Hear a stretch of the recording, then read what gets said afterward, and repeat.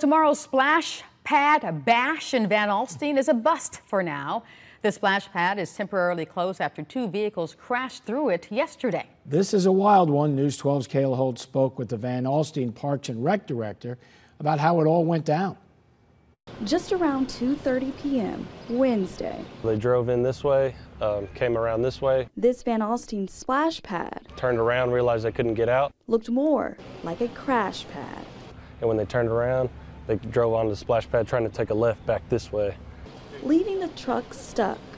The Van Alstyne Parks and Rec team says a driver mistakenly thought the splash pad was a parking lot.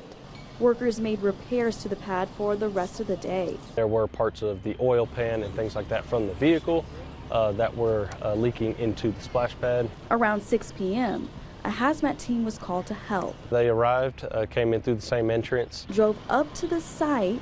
And actually fell in right there on that side. The Van Alstyne Public Works crew stayed overnight making repairs. They got all of the water pumped out and all of our pavers removed. So that way we could start having additional crews come in today to start assessing, take a full assessment of damage.